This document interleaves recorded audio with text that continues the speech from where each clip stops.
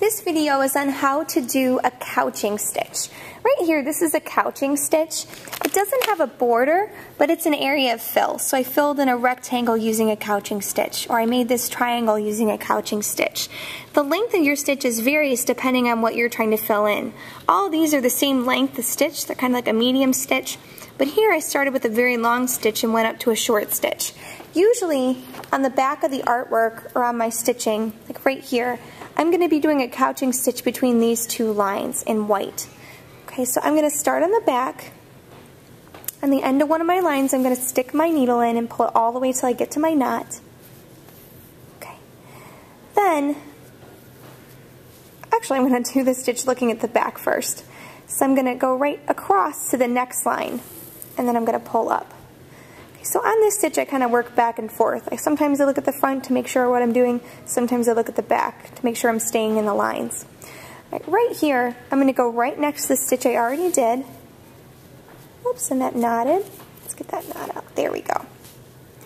So you can see on the back I made a tiny little stitch, but on the front I'm going to do a long one. About that same size. I keep looking at the back to check and make sure my stitches are still on my lines. On the back, I don't go across, I just go over a stitch. Okay. Then I'll look at the front, I'll go across and make my long stitch. If you accidentally go all the way across in the back, it doesn't really matter. It'll still work. So I'll move over a little bit on the back. On the front, I'll go across. Turn it over, I'll go over just a little bit on the back. Front, I go across, so it's kind of a pattern. I just keep checking both sides. Oh, I'm getting off my line a little bit. Go over a little bit. Across.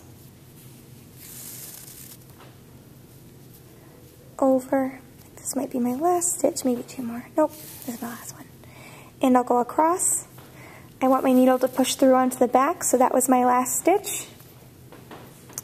I'm going to loop it under a stitch, pull till I have just a loop. Let's find my loop, there we go. Loop it in the loop, and pull. And then I'll cut it off. And there's couching stitch.